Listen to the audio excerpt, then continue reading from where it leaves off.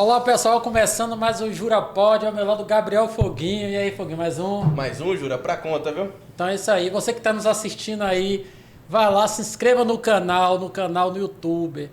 Vai lá, se inscreva também nas redes sociais, Facebook, Instagram, no TikTok. Nos acompanhe, que o material é de primeira linha, primeira qualidade. E hoje aqui a gente vai falar um assunto importante com a conselheira tutelar Aldaci Lima. Seja bem-vinda. Obrigada, Jura. É um prazer estar aqui. Quero agradecer a oportunidade de poder falar sobre um tema tão importante que é o Conselho Tutelar. Aldaci, para iniciar, para quem não te conhece, você é bastante conhecida aqui no município de Lauro de Freitas. Mas para quem não te conhece, quem é Aldaci? Aldaci Lima. Lima. Bom, eu sou uma munícipe de Lauro de Freitas, mesmo não nascendo aqui na cidade de Lauro de Freitas, né? A cidade que eu escolhi para morar. Cheguei em Lauro de Freitas em 95, oriunda de um desabamento ali no São Gonçalo do Retiro, na cidade de Salvador. E cheguei aqui ainda criança nessa cidade, mas foi a cidade que me acolheu. Eu vim morar num bairro chamado Vida Nova de Fato. Foi um bairro que foi uma vida nova para toda a minha família, que veio daquele contexto difícil, né? Nós perdemos várias pessoas ali em 95 naquele desabamento. E hoje eu sou cidadã laurofretense, consegui um título, ganhei um título, né, pela Câmara de Vereadores. Então, é a cidade realmente que eu escolhi para trabalhar, escolhi para desenvolver as minhas funções. Como qualquer outra cidadã, cheia de sonhos, de aspirações, estamos aí nessa lida já há mais ou menos 15 anos pela garantia de direitos de crianças e adolescentes. Sim. Agora para a gente começar já entrando nesse assunto do conselho, que você é conselheira. Sim. Hoje nós estamos completando esse mês 33 anos da previsão dos conselhos, né? Isso, do Estatuto da Criança. Isso trazido pelo ECA. Isso. E aí depois, isso que impôs aos municípios a ser criados os conselhos. Eu queria que você falasse um pouquinho sobre essa composição de se criar os conselhos nos municípios. E a importância, né? Sim. Bom, a história, né, da criança e do adolescente, quando a gente vai observar, ela foi... em vários momentos nós tivemos momentos tristes, momentos dolorosos. Quando você percebe um pouco quem foi a criança ao longo da história, né? E a gente percebe que desde a Idade Média até a Constituição Federal, as crianças e os adolescentes, elas não eram sujeitos de direitos, né? Elas eram objetos das pessoas adultas. E a criança, ela não tinha vez, ela não tinha escolha, né? Ela não tinha os seus direitos garantidos. A partir de alguns movimentos sociais, se cria em 1990 o Estatuto da Criança e Adolescente. Lei, né, uma lei importante que coloca a criança como sujeito de direito, que traz essa proteção integral para as crianças e adolescentes. Mas a criação do conselho, mesmo a lei prevendo, né, o Estatuto traz essa inovação dos conselhos de direitos, do conselho tutelar, a gente percebe que ele não é criado imediatamente. Por exemplo, aqui na nossa cidade, ele foi criado em 2000. Veja, 10 anos depois dessa lei ser promulgada. E aí, mais uma vez, a gente precisa que essa sociedade se organize para cobrar do poder público a criação dos conselhos tutelares. Sim. E o Conselho Tutelar, dentro do sistema de garantia de direito, é um órgão de suma importância, né? O órgão que está ali para fazer cumprir os direitos estabelecidos na Constituição Federal. E aqui eu quero fazer uma menção ao artigo 227, que é o artigo que trata a criança e adolescente como prioridade absoluta e que dá essa responsabilidade a toda a sociedade. Ele diz que é dever da família, que é dever da sociedade e que é dever do poder público garantir para as nossas crianças os direitos. Então, quando o Conselho Tutelar vem, né, que começa a exercer essa função, uma função de fiscalizar a família, de fiscalizar até o próprio poder público, se realmente está tendo uma garantia de direito, a gente começa nesse momento a perceber que a criança e o adolescente realmente é inserida como sujeito de direitos, né, e começa a ter os seus direitos garantidos. E aí tem um artigo que é o artigo 4º, que acho que é um marco para tudo isso, quando a gente se refere aos direitos de criança e adolescente, que ele fala que todos esses direitos estabelecidos, tanto na Constituição quanto no Estatuto, eles são direitos que precisam ser assegurados de uma forma prioritária. As nossas crianças, nossos adolescentes, eles precisam estarem, né, nas agendas públicas, no recurso público, no orçamento público. A gente precisa que esse orçamento ele seja destinado de uma forma prioritária a garantir os direitos das nossas crianças e adolescentes. Então, dentro do sistema de garantia de direito, o Conselho Tutelar é, sim, um órgão de suma importância, fiscalizando, aplicando as medidas necessárias quando há uma violação de direito à criança e adolescente. Certo, mas aí, no caso, só para ficar mais claro ainda para nosso público, quando você fala a questão do Conselho, você vê a lei federal que institui ou sinaliza a criação dos conselhos e dá esse poder ao município para criar, através de leis, seus conselhos, sim, que determina todas as diretrizes. Aqui na Lauro de Freitas foi feito isso 10 anos depois, mas aí, no caso, é um órgão autônomo, é bom deixar claro, sim, isso, não é isso? Sim. O Conselho Você Tutelar... não é... Porque muita gente imagina que os conselhos é vinculado ou ao Judiciário ou ao Ministério Público também. Sim. E nada disso é vinculado. Não. O conselho não é vinculado nenhum nem outro. Não. A lei deu aos conselhos tutelares uma autonomia nas suas deliberações, né? A gente não está subordinado dentro da aplicação das medidas a nenhum dos poderes, né? Administrativamente, nós temos, sim, secretarias, né, o qual nós somos lotados, mas dentro da deliberação do Conselho Tutelar, da aplicação das medidas, o Conselho ele tem uma autonomia. É um órgão permanente, né? A gente, sim, uma vez criado, ele não pode ser fechado a mero prazer de qualquer pessoa que seja, e assim a gente já teve várias dificuldades ao longo da criação do Conselho Tutelar, de prefeitos que achou que deveria fechar o conselho porque estava tendo custo, de Ministério Público que estava sendo contrariado, né, por conta das ações do Conselho Tutelar. Então, é um órgão permanente, um órgão não jurisdicional. Nós não somos da Justiça, não integramos o Poder Judiciário, não fazemos parte do Ministério Público. Temos autonomia nas nossas decisões, né? Mas é claro que tudo amparado por uma lei. Toda a atribuição do Conselho Tutelar, toda a função do Conselho Tutelar, ela está estabelecida na lei federal. A gente não pode usurpar uma função pública de um outro órgão. Sim. Então, tudo está estabelecido nessa lei. Sim.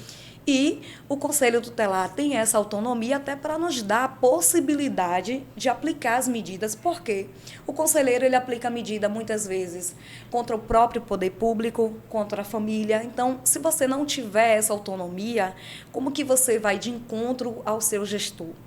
E uma dúvida, como é que é aplicado isso de fato? Bom, quando nós recebemos, né, ou temos conhecimento de uma violação ou apenas a ameaça à violação de um direito de uma criança, o conselheiro tem a responsabilidade, além de ouvir, né, essa situação, de compreender a situação, de aplicar medidas para sanar imediatamente aquela violação. A lei estabelece que a intervenção dos órgãos ela deve ser de forma precoce, né, para tirar a criança e o adolescente daquela situação de risco. Então, quando chega para o conselheiro qualquer situação em que uma criança ou adolescente possivelmente esteja com seus direitos violados, ele vai aplicar uma medida para sanar aquela violação, seja requisitar um serviço público, seja encaminhar essa criança para uma matrícula, seja requisitar um atendimento especializado ou, em alguns casos, fazer o encaminhamento dessa situação para o Ministério Público e para o Judiciário. O Conselho Tutelar ele não executa nenhum serviço. A gente não faz acompanhamento. A gente recebe a situação e encaminhamos. E aí a gente precisa ter uma rede articulada, fortalecida, para que aquela criança seja inserida. Eu costumo dizer que o Conselho Tutelar, muitas vezes, ele é a última porta, né, que uma família bate, porque se chegou ao Conselho Tutelar é porque esse direito já foi violado. E, muitas vezes, a primeira porta é inserir as famílias nos serviços e nos programas municipais. Então, é um órgão que qualquer cidadão, cidadã pode estar buscando, pode estar procurando, pode estar acionando, e a partir dali, quando chegar ao Conselho Tutelar, todo encaminhamento necessário, ele é feito para garantir o direito de uma criança ou adolescente. Quando você fala no caso que o Conselho Autônomo, se tem um princípio que ele foi desconectado, desassociado do judiciário, justamente para possibilitar o acesso mais rápido, né? Sim, desse serviço. de uma forma mais célere, né? Você consegue resolver as questões administrativamente entre rede e, se necessário, se não for algo da competência da rede, a gente encaminha, sim, para o judiciário. É porque, Juraci, a gente precisa tirar, muitas vezes, uma visão que se tem que o Conselho Tutelar é um órgão punitivo.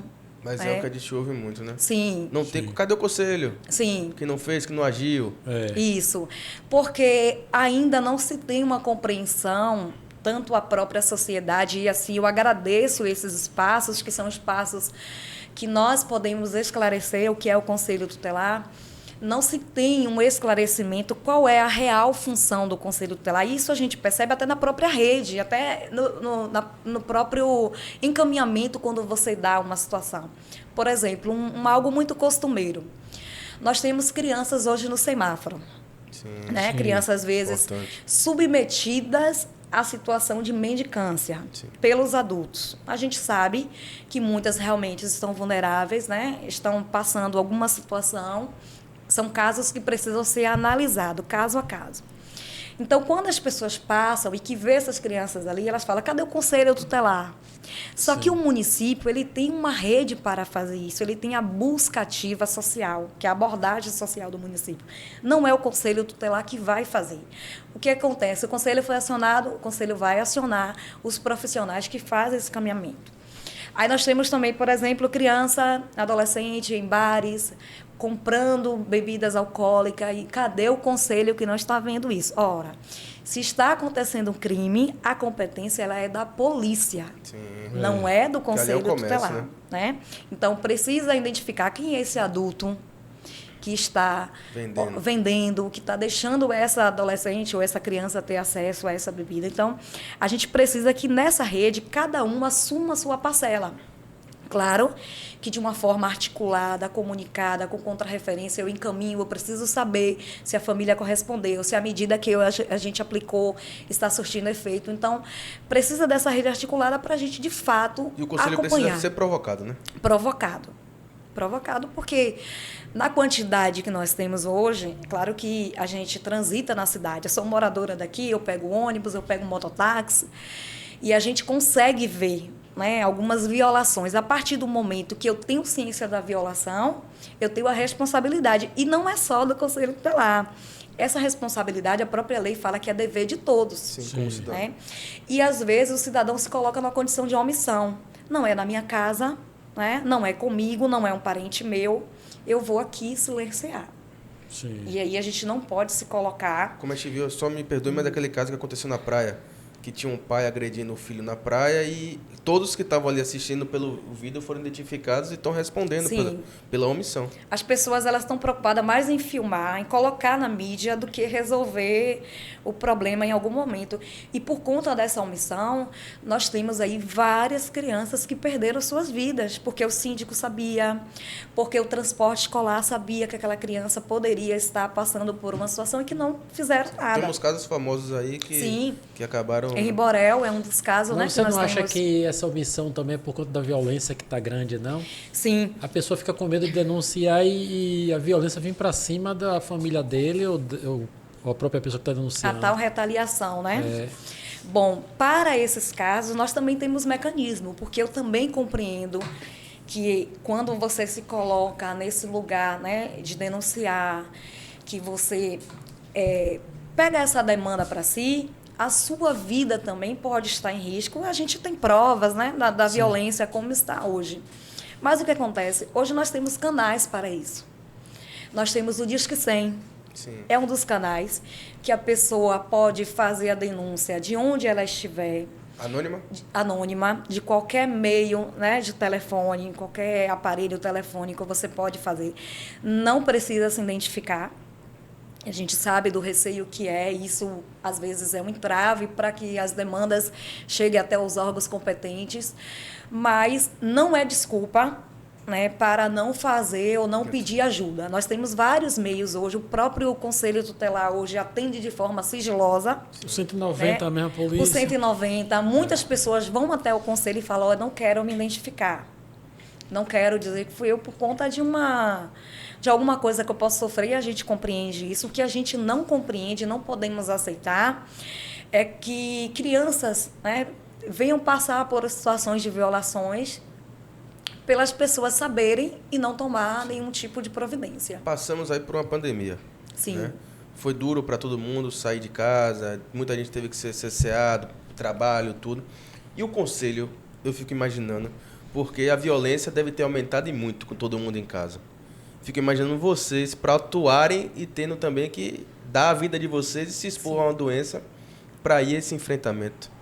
Bom você falar sobre isso, porque o Conselho Tutelar, em nenhum momento durante aquela pandemia fechou. Né? A gente trabalhou tentando se adequar, se adaptar àquela nova realidade, que não foi fácil para ninguém, tentando achar forma de termos acesso às crianças. Por quê? A nossa maior porta de entrada hoje são as escolas e os serviços de saúde, né? Que, principalmente, que tem a responsabilidade, um dever legal.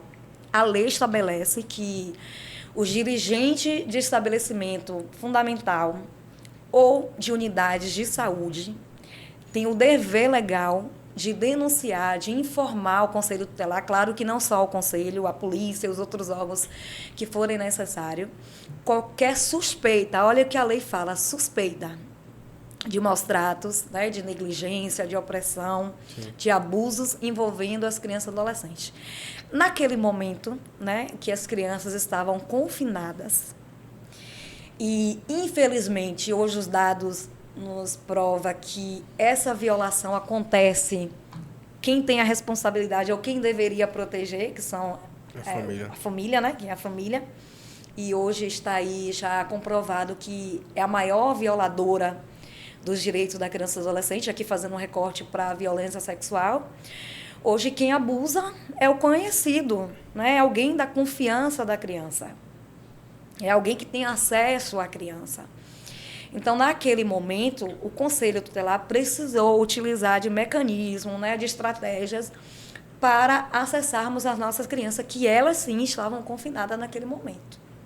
Então, 2020, a gente não teve, em 2020, nós não tivemos uma crescente de demandas, né? Nós não fomos acionados como 2021, como 2022 e como 2019. E a gente entendeu muito bem, olha, não é porque está tudo bem, é porque nós não estamos tendo acesso, as crianças também não estão tendo acesso aos profissionais. E aí a gente começou, na época, o Ministério dos Direitos Humanos desenvolveu um aplicativo. Como todo mundo, né, estava ali no meio digital, as aulas também no meio digital, a gente começou a provocar as escolas para, nesse momento da aula, falar sobre o Conselho Tutelar, falar uma forma da criança denunciar. E aí teve um aplicativo que foi muito exitoso naquele momento, que foi o aplicativo do Disque 100, porque, às vezes, a criança ela não pode nem ligar, porque o agressor está do lado. Ela não pode nem falar. Sim.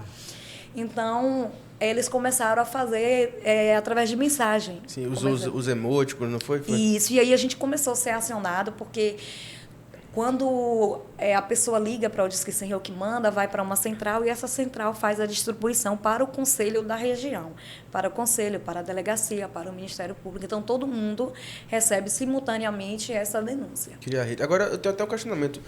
Assim, a gente viveu eras passadas de que... Não sei se jura, eu não quero te chamar de antigo, não, Jura, mas a questão da... Não, eu estou falando sério, a questão das palmatórias em sala de aula. É isso, que, onde os pais liberavam e concediam os professores como aquele, né, não digo Deus, não sei, mas aquele ser supremo ali que tinha para a educação. Autonomia. E dentro de casa também, quem nunca tomou um cinto, quem nunca, eu digo da nossa geração, né? Sim. Um cinto, uma colher de pau, a famosa, uma sandália havaiana, quem nunca ficou com a tatuagem. Até 90, depois de 90... É isso, quem nunca teve a tatuagem da sandália havaiana no corpo não viveu, né? Então eu digo assim, e aí você até vem... você que é menino de apartamento também, também. Mas aí você vem desconstruindo isso como a gente via como forma de educar, desconstruiu de que aquilo não era educação, aquilo gerou um trauma, aquilo gerou né? Então a gente vê isso, como eu imagino você, como conselheira tutelar, levar isso para a cabeça de um pai, de que cresceu, foi feito daquela forma, de que acreditava que a palmada era a forma de consertar. Como é que você desconstrói isso na cabeça? E eu digo até para enquadrar ele no conselho. E aí, complementando o que ele está falando, o que é que acontece? Uma visão bem prática. Quando o estatuto vem e diz assim, um maus tratos, Sim. não é nem um crime ainda. Sim. E aí depois tem um liame que você pode passar a cometer o crime. Como é que vocês separam essa questão e essa visão do conselho? Veja só, tem assuntos que ainda é muito difícil você tratar com a sociedade, né? Por conta dessa questão de noção de educação.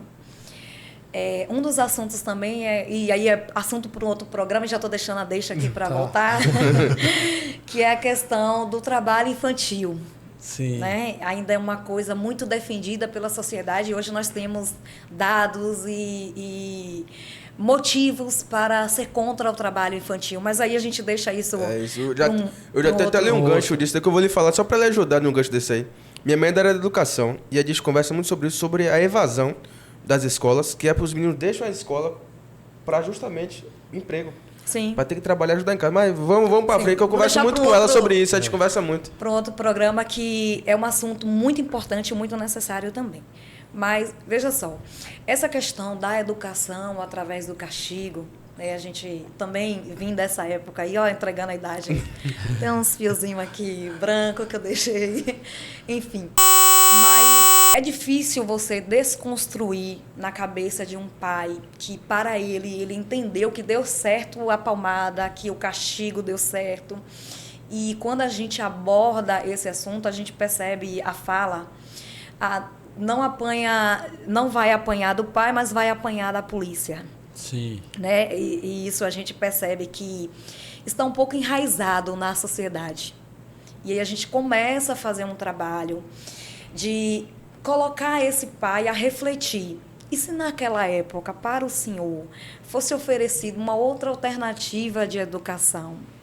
E a gente começa a apontar dados do que muitas crianças, né, que hoje adultos lesionados, hoje nós temos adultos, né, que tiveram braços quebrados, adultos traumatizados com essa educação, a suposta, né, educação que deu certo. Então a gente começa a fazer todo um trabalho. É claro que a gente precisa compreender muita realidade de cada cidadão. Né? Você precisa compreender o que é que ele traz dentro de si, o que é que foi embutido nele como educação, como orientação. Então, é todo um trabalho que você precisa buscar ajuda de profissionais, de técnicos, né, psicólogos, enfim, assistente social, para a gente fazer um trabalho de educação com essas famílias, que não é fácil. Agora, não é fácil. Tem outra, uma mãe que tem 3 filhos ou um filho que seja, e ela é o único esteio da família, mãe solo, e precisa sair para trabalhar, e deixa aquela criança de 3 anos ou de 4 anos sozinha em casa. Aos pais, né, e responsáveis, o Estatuto da Criança e do Adolescente relata que eles têm o dever de vigilância. Né? A gente precisa entender a maturidade que uma criança tem de você colocar essa responsabilidade, né, para essa criança. Né? O maior tomar conta também. Tomar conta. Fazer a comida, levar para... Eu vivenciei isso na minha vida. Né? Eu fui uma criança que fui... colocada ao trabalho infantil, ainda criança, ou seja, eu tinha 11 anos e eu tomava conta de crianças, inclusive, em algum momento, até com mais idade do que eu. E eu tinha essa responsabilidade, era imposta essa responsabilidade, não era babá, dizendo, olha, eu vou aqui, mas está sobre sua responsabilidade. E eu lembro o que significa isso para mim, né? O que foi isso para mim. saber que a criança não poderia cair, saber que não poderia colocar o dedo na tomada, que eu tinha que deixar a criança ali intacta. Ali então, nasceu a conselheira, não? Ali nasceu a conselheira. Muito disso, muito disso. Muito das violações que eu passei enquanto na infância, porque, veja só, quando uma criança ela está numa situação de risco vulnerável, né, ali ela está exposta a qualquer tipo de violência. E mesmo, né, já tendo um estatuto, muitas pessoas ainda compreendiam a criança como objeto, ainda entendia que a criança era um objeto, né? Que a criança não tinha voz, que a criança não poderia decidir, que a criança não poderia ter direitos. Então, quando eu fui para esse contexto do trabalho doméstico, até porque aquela questão assim, diz assim, deixe sua filha comigo que eu vou dar estudo. Né? A gente...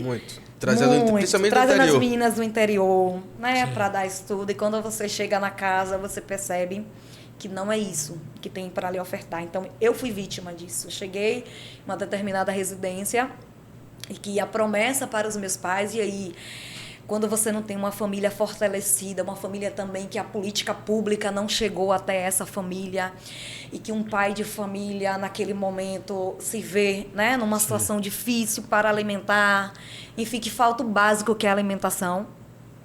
Às vezes, os pais eles são permissivos nessas questões, né? Então, quando eu fui para essa... Eu só vi o resultado, minha filha vai estudar. Minha filha ia ser doutora. Anel no dedo. Porque foi assim que falaram para o meu pai. Não me dê essa menina que eu vou colocar na escola, enfim. E quando eu cheguei nessa residência, eu sofri todos os tipos de violações que vocês possam compreender. Que uma criança em uma situação vulnerável, com pouca informação, porque eu não compreendia, eu não sabia que tinha direitos, que tinha deveres, que tinha... Na verdade, eu sabia que só tinha obrigações, né? O horário que eu tinha que estar de pé para alimentar todo mundo, porque eu tinha que fazer a mamadeira, levar para a criança ainda dormindo, porque eu tinha que fazer o café do patrão, porque ele ia sair para trabalhar, enfim. Eu não tinha...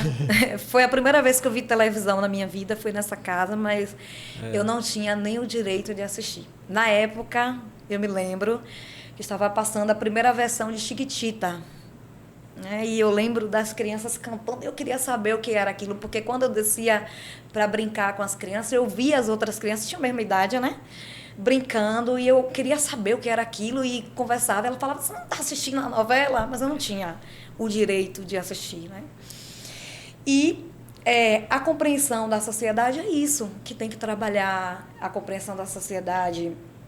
Que esse é o tipo de educação, é batendo, sendo castigado, porque eu fui muito castigada, né? E quando eu consegui sair desse local, eu fui para uma outra residência, porque era assim, saindo de um trabalho, indo para outro, precisava ajudar nas despesas de casa. Meu pai e minha mãe são pessoas que sempre conseguiram transformar o momento difícil em um momento alegre. A gente não conseguia compreender e ter acesso muito à privação, porque meu pai, se tivesse só um refrigerante, ele agitava para fazer a espuma e mostrar para a gente que era a melhor coisa do mundo. Fazer um aniversário. Fazer um aniversário. Então, teve muito isso na minha vida também, de meu pai conseguir transformar aquele momento, mas eu me sentia também na responsabilidade de ajudar, de contribuir.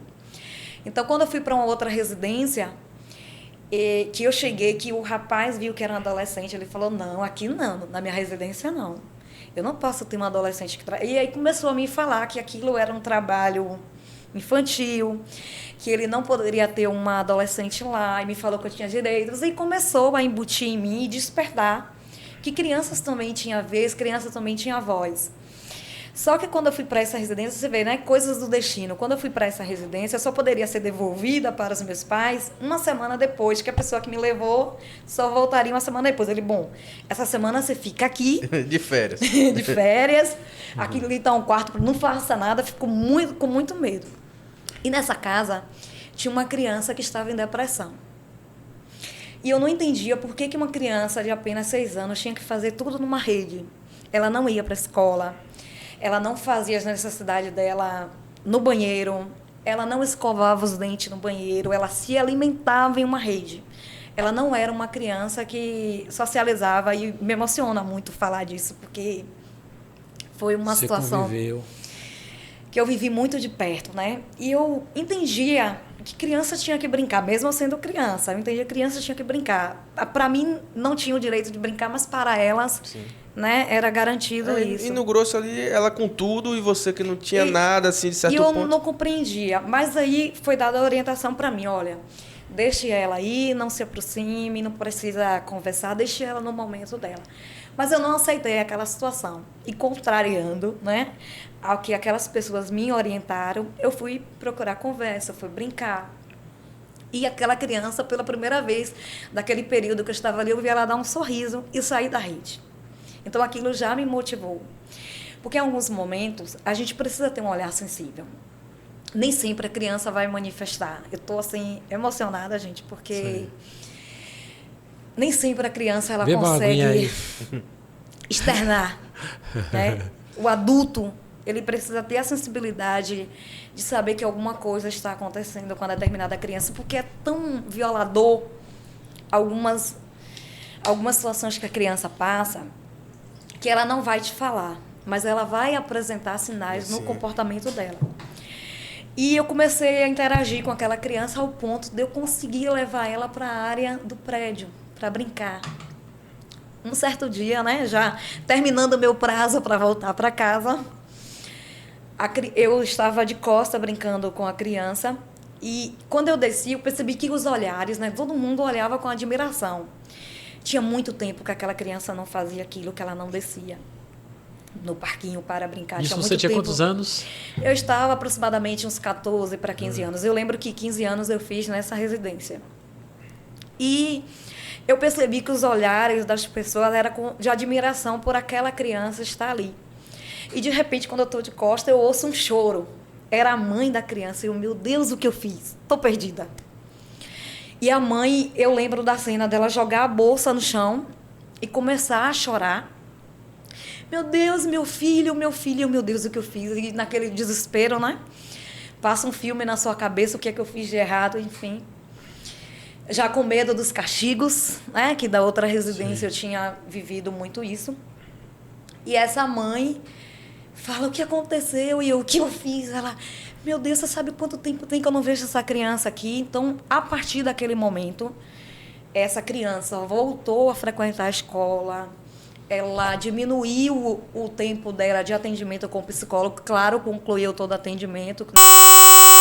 Mas a partir daquilo ali, daquele momento, ela começou a brincar e a ter uma vida normal. Então, nessa ação, sem qualquer pretensão, né, porque eu já estava no período da devolução, esse rapaz, né, esse patrão, ele me falou, olha, assim, você tem um caminho a seguir. E é voltado para isso, para criança e adolescente. E aí que ele foi entender a minha história. Sempre eu estava cuidando de alguma criança. Sempre eu estava ali, todo mundo estava brincando, mas eu estava de olho em alguém. Sempre. Até quando não me era dada a responsabilidade, já era algo inerente. Então, a partir daí, ele começou a falar para mim e me acompanhar. Esse sim me colocou na escola, esse sim me deu formação, esse sim consegui. E manteve você na casa dele? Me manteve lá, não como a babá dos filhos dele, mas ele me chamava de filha. Você vai ficar aqui. Não estava no quarto dos fundos, né? Não estava no quarto dos fundos. Eu dormia no quarto com as meninas, né? Então, ele começou a despertar em mim, mas eu era só uma adolescente, segui meu caminho. Anos depois, aparece essa oportunidade do Conselho Tutelar. E aí que eu vou lhe perguntar... Mas antes de você fazer essa pergunta, eu quero um corte aí. Você tem uma experiência, uma vivência pessoal. Aí eu queria falar um pouquinho sobre o conselheiro. A gente fala do conselho, mas eu quero o conselheiro. Quem está nos assistindo diz assim, para ser conselheiro, o que é que eu preciso? O que é que eu tenho que ter? Qual é o meu perfil? Sim. E eu queria que você falasse um pouco agora. Porque você vem com suas experiências pessoais. Sim. E você se esbarra no interesse em ser conselheira. Sim. E você conseguiu ser e já está aí um tempinho já como Sim. conselheira tutelar. Ter essas experiências não quer dizer que é ser um bom conselheiro, né? A gente não pode atrelar ser um bom conselheiro a ter alguma vivência, alguma experiência ruim ou boa. Mas ser conselheiro tutelar é ter comprometimento, né? Primeiro, você precisa saber do desafio que é a função. Trabalhar a garantir direitos em um país que as nossas crianças ainda de fato não é prioridade absoluta que a lei estabelece não é fácil. Vivenciar a violação de direito dia a dia, uma violação que muitas vezes ela vem pelo poder público, infelizmente, né? Quem deveria garantir também, muitas vezes, é um dos violadores do direito. Quando você deixa de prover uma educação de qualidade, né? Quando uma criança precisa esperar em uma lista para ser atendida em um determinado serviço que é importante, que é indispensável. Quando você deixa de assegurar para essa criança o básico, uma moradia, né, um espaço de lazer, um espaço de esporte, quando você deixa de formar o adolescente para o mercado de trabalho, tudo isso é uma violação de direito. Quando você deixa até de fortalecer os vínculos familiares, né? Isso é uma violação de direito. Então, lidar com essa violação de direito não é fácil. O conselheiro precisa compreender o que ele tem para enfrentar. Não pode se acovardar. Você, de fato, luta contra um sistema, né? E uma outra situação também para ser um conselheiro, que eu acho que é um fator determinante, é a capacitação. O conselheiro ele precisa sempre estar buscando essa formação. É uma formação continuada, porque nós trabalhamos, né, com leis que a cada dia a sociedade vai mudando e que as leis vão mudando e que a gente precisa ir se adequando. Então, é necessário ter um conselheiro capacitado para exercer essa função. Além, é claro, de um amor e de uma paixão pela causa, né? Você não pode vislumbrar salário, até porque vocês sabem, a realidade de Lauro de Freitas é um salário ainda defasado comparado, né, às outras cidades, às vezes até com arrecadação menor que a nossa. Então, já uma deixa aqui que nós deixamos para a equiparação desse salário, melhorar. Nós estamos agora, em outubro, em um processo eleitoral, né, para escolha de conselheiros, virão novos conselheiros aí, e a gente percebe que a procura, eu vejo que a cada ano ela vai diminuindo, né, para ocupar esses espaços. Primeiro pelo desafio, que é você hoje enfrentar uma situação de uma violência, você conseguir, né, tirar uma criança de uma situação de violência e colocá-la a salvo não é fácil. Você lida aí contra o interesse dos pais, contra o interesse da própria sociedade, contra o interesse do poder público. Então é isso, é ter amor, competência, responsabilidade. Nós estamos lidando com vidas e aí o conselheiro precisa ser responsável com aquilo que ele se propõe a fazer, como qualquer outra função, né? Quando você escolhe isso para a sua vida, eu acho que você precisa ter responsabilidade com aquelas vidas que estão ali, porque muitas vezes, quando eu estou atendendo, eu percebo que o olhar daquela criança, mesmo sendo o primeiro contato que ela tem comigo, que não é fácil você no primeiro contato se abrir, mas a depender da forma que você conduz o seu atendimento, você percebe que aquela criança deposita em você uma confiança e uma esperança. Porque ela está vindo de um ciclo de violência. Muitas vezes o violador é quem leva ela ao conselho. Quando a gente vai na casa, que a gente faz a notificação, né, para o responsável comparecer ao conselho, para a gente entender, conversar. Quem leva a criança muitas vezes é o violador, que ali já fez ameaças, já disse, se você contar, né, quando chegar lá, quando eu souber que você contou, você vai apanhar, que muitas vezes fala que a criança vai para o conselho tutelar e que vai ficar lá, que isso é muito utilizado pela família, pelas escolas também. Olha, eu vou chamar o conselho tutelar. Isso já é uma barreira no atendimento, porque a criança acha que quando ela chegar, ela vai ficar presa no conselho tutelar. Tem locais que o conselho tutelar é utilizado como força de polícia. O conselho vai vir aqui lhe prender, o conselho vai vir lhe buscar. E eu lembro de um caso de uma menina que foi ao conselho tutelar e durante o percurso, né, até chegar ao conselho tutelar, a mãe foi dizendo, quando chegar lá você não vai voltar. A conselheira vai te prender, vai te deixar lá. E em alguns momentos, essa menina, depois de uma certa confiança, né, que nós adquirimos no atendimento, ela me falou que ela sentiu vontade de se jogar da pique. Diversas vezes ela abriu a janela, só que ela viu que ela era tão pequena que ela não alcançava. Mas ela pensou em tirar a própria vida para não chegar ao conselho tutelar. Então, quando ela chegou, que ela se deparou com um atendimento humanizado, acolhedor, ela sentiu né, a confiança em me passar tudo o que estava acontecendo, mas não é fácil, né? A gente precisa ter todo um trato de atendimento e muitas vezes o conselheiro necessariamente não precisa ouvir a criança, porque cada vez que essa criança vai sendo ouvida, Jura, ela acaba revivendo. Falar sobre as violações, você vê, eu sou adulta. Quando eu falo das violações, isso ainda mexe muito com a gente. O nosso corpo reage. Você vê, quando eu falei, eu tive um certo tremor. Sim. O nosso corpo reage. Falar da violência é revitimizar.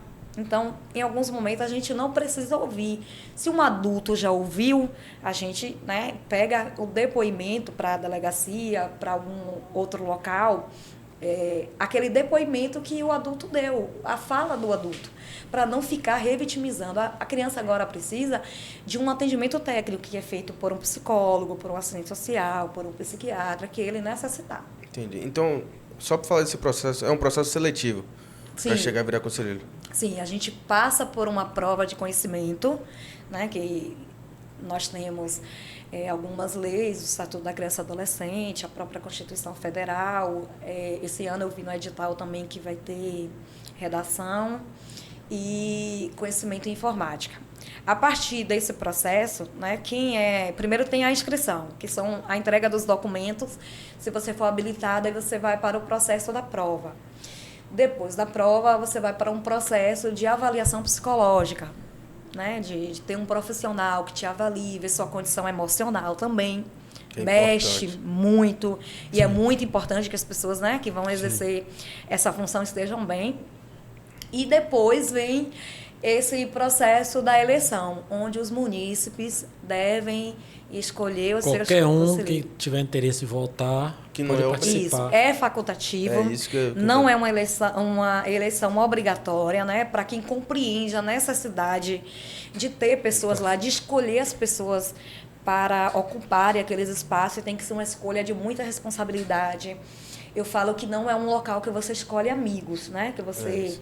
não, eu vou lá porque eu acho que fulano é meu amigo. Não. Você tem que escolher pessoas pelo perfil e pelo comprometimento. E eu me sinto muito à vontade de falar, principalmente por não ser candidata esse ano, né? Porque às vezes quando a gente fala, porque é candidata, é porque quer ser melhor, não. Eu sempre orientei as pessoas, né? Desde minha primeira eleição foi em 2007, quando eu cheguei em Lauro de Freitas para conselho tutelar. Nós não tínhamos ainda direitos, né? Você vê que tudo voltado para a criança e adolescente é fruto de muita luta, né? De movimento social, do próprio movimento popular. A gente precisou mobilizar a população, porque imagina, você tem um órgão composto por 5 pessoas apenas, um único órgão no município, e nós temos resolução do CONANDA que orienta que a cada 100 mil habitantes você tenha outro conselho tutelar. Em Lauro de Freitas, nós já teríamos que ter outros conselhos. Eu não digo nenhum outros conselhos, né? Facultativo do poder público. Hoje tem mais conselhos. Quanto mais conselhos, melhor. Porque você sabe que a política de atendimento para a criança e adolescente vai ser melhor. Mas quando eu cheguei em 2007, conselheiro tutelar, não tinha 13º, não tinha férias. Imagine, você tem 5 profissionais apenas para atender toda a demanda de uma cidade, em que você não garante para eles um mínimo. Qual o tempo desse mandato? 4 anos. 4 anos. E quando eu me deparei com essa situação, eu falei, nossa, eu vim para um órgão que garante direitos e que não garante os meus direitos. Eu tive uma licença maternidade que não recebia remuneração, porque conselheiro não tinha direito à licença maternidade. Eu tive que entrar com mandado de segurança para garantir o direito que eu tinha, primeiro, de ficar em casa com minha filha, porque foi dado a opção, ou fica trabalhando no conselho, ou então fica sem a remuneração. E eu, né, naquele momento, não poderia violar o direito da minha própria filha, então eu tive que entrar com um mandado de segurança para poder ter a garantia do direito da minha filha. Então, a partir daí, começou essa luta, né, do conselho tutelar realmente ser reconhecido, das pessoas compreenderem a importância do conselho tutelar, dessa função que é tão importante nesse sistema de garantia. E nós começamos a fazer os movimentos, fundamos a Associação de Conselheiros, fizemos o Fórum de Conselheiros, fomos para Brasília para sancionar uma lei. Então, é tudo fruto de muita luta. E eu tenho orgulho de fazer parte dessa luta de hoje. Os conselheiros que estão vindo chegar a encontrar, né, os seus direitos assegurados, uma sede que atende. Ainda não é a realidade, ainda não é o que a lei preconiza, mas é uma sede hoje que atende, né, ao atendimento que o conselheiro precisa, que a comunidade precisa. Localizada onde? Ali no espaço Cidadania, dentro as aldeias, do espaço de segurança, dentro das aldeias. Júlio, eu acabei de descobrir que a gente está criando uma videoaula. Para quem vai fazer essa prova de domingo aí. Porque... Isso, domingo é a prova. A gente está criando uma videoaula aqui que eu deixo aqui para todos os candidatos. E a questão dos casos, quando você fala assim que esse medo que impõe a criança, dizendo assim, você vai ficar no conselho tutelar. Mas às vezes é necessário tirar a criança logo do seio da família, em alguns casos. Sim. Como essa rede que vocês têm, tem algum local específico? Um centro de acolhimento. Fica de acolhimento? Como é? Ou vocês, o município oferece, o Estado, como é que funciona? Hoje, o que a lei preconiza é que o agressor é que seja afastado. Nem sempre, né, por conta da morosidade da nossa justiça, isso acontece na prática. Porque quando você retira a criança, ela que é punida, porque você tirou ela do convívio familiar, você tirou do convívio comunitário, muitas vezes você tirou até do ambiente escolar. Então, quem deveria hoje ser afastado é o agressor. Mas ainda é uma realidade que nós estamos buscando, né, para que seja isso efetivado na prática. Mas, em alguns casos excepcionais, e aí também temos uma deficiência que o nosso município ele não tem família acolhedora. Família acolhedora é um programa onde algumas famílias se habilitam para receber determinadas crianças por um período. Não é permanente, não estamos falando de uma adoção. Nós estamos falando de um período onde a criança precisa de um determinado local, e aí, para não ir para uma instituição, né, que às vezes é mais danoso do que você estar num contexto familiar de famílias que são acompanhadas, que passam por um processo, né, de avaliação, seria o ideal. A gente aqui, pelo menos falando da realidade de Lauro de Freitas, nós não temos ainda esse programa na prática. Já tem várias iniciativas, projeto de lei, mas ainda na prática não temos. Você também não acha que é uma coisa, me perdoe, mas tipo assim, para a criança, ela sair do ambiente dela e ir para uma família acolhedora, mas vamos supor assim, ela chega lá na família acolhedora que ela vende um negócio que não tinha nada, ela chega num ambiente que uma família quer dar, mesmo que seja temporário, mas dá todo o fornecimento a ela, vamos supor, de coisas bestas, insumos bestas que ela não teve acesso, uma bola, um conforto de vida, e depois você pegar essa criança e devolver para... Mas esse é o processo, né? A criança vem, a partir daí você não esquece aquela família de onde você retirou a criança. A partir daí você trabalha o fortalecimento dessas famílias. Você começa a fazer um acompanhamento a essa família, de fortalecer, de estruturar. É como se você pegasse do nada mesmo, né, e transformasse a vida daquelas pessoas. É inserir nos programas sociais, é inserir no mercado de trabalho, porque, às vezes, a compreensão que a pobreza, né, é motivo para retirar a criança do lar, e não é. Né? Inclusive, é proibido por lei você retirar uma criança. E às vezes a gente recebe denúncia, olha, é pobre, não tem condições de criar. Esse não é o motivo de fazer a retirada. Era isso que eu até falar com da você. Criança. Você precisa, enquanto conselheiro tutelar, enquanto rede, fortalecer aquela família. Está em situação vulnerável? Pronto, qual é a política pública? O que é que nós temos na nossa rede que vai fortalecer e tirar aquela família daquela condição? Nem sempre a mãe quer estar lá no semáforo pedindo.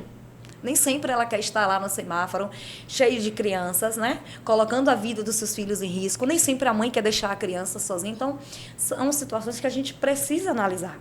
Sim. A gente aplica a lei, mas a gente também não pode deixar de observar as dificuldades que as famílias têm. E que muitas vezes, né, por essa dificuldade, acaba violando os direitos dos seus filhos.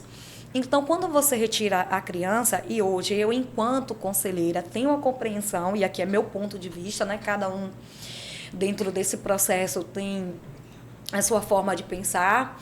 Hoje eu entendo que a família, que a criança saindo, né, desse contexto, que não deveria, mas em alguns casos realmente é necessário. Primeiro a gente busca família extensa, avó, tio, né, alguém que a gente não precisa retirar daquele contexto de convivência. Quando isso não acontece, e às vezes é uma situação emergencial, digamos que você pegou a situação madrugada, e que você não tem como acionar muitas pessoas e que precisa tirar de imediato aquela criança em situação de risco. Na maioria das vezes, essa criança é levada para uma instituição. Quando você tem essa questão da família acolhedora, imagine, entre você estar em uma instituição, convivendo com outras crianças, o fato de ser instituição já dá para a criança, né, uma certa, eu diria até uma certa rejeição. Porque também o que é falado é que é um orfanato, é que é FEBEM, é isso que é falado para as crianças. E você ter a criança dentro de um lar, com uma representatividade ali de uma família, eu acredito que é bem menos danoso para essa criança. Entendi. A lei diz hoje que a cada 6 meses a situação de criança e adolescente em condição de abrigo, na condição da família acolhedora, deve ser revisada. Quando a criança ela é inserida na instituição, começa um trabalho. Aí que é a própria instituição que faz, que é a própria rede que faz e a própria vara da infância faz. Não colocou a criança e se acomoda, não. Começa aí, ó, a fazer a busca. Quem é da família, se o pai, se a mãe precisa de um tempo, se precisa se inserir em algum programa, às vezes um programa de alcoólicos anônimos, às vezes um programa para algum... se restabelecer, né, de algum uso de substâncias psicoativas, às vezes ser inserido em um curso, né, para empreender, enfim, há todo um trabalho que precisa ser feito com essa família. Já houveram casos assim de perda de guarda da criança? Do poder familiar? Sim. Infelizmente, muitas Provisório crianças... definitivo. Definitivo mesmo. Definitiva, a criança foi para adoção, foram feitas, né, várias tentativas. Infelizmente, hoje tem pessoas que não conseguiram entender a responsabilidade que se tem quando se é pai, quando se é mãe, quando se é um responsável por uma criança ou adolescente. E já tivemos caso que, por mais tentativa que a rede fez para que essa criança tivesse a permanência no seio familiar, nós não conseguimos êxito e a criança foi para a adoção. Aldaci, eu queria que você falasse mais um pouquinho sobre essa questão do maus tratos, em relação ao maus trato versus uma família humilde, como você falou agora. Eu queria que você abordasse mais, porque é importante. Como você disse, tem pessoas que acham que por ser pobre, por ser bastante humilde ali, como você disse, o pai precisa trabalhar e levar o filho.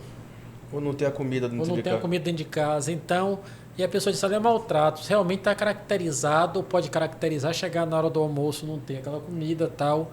Mas só que é a condição pessoal daquela família. E se você for observar, às vezes não é o maltrato porque a família está querendo proporcionar para a criança, não tem o ânimo de fazer aquilo.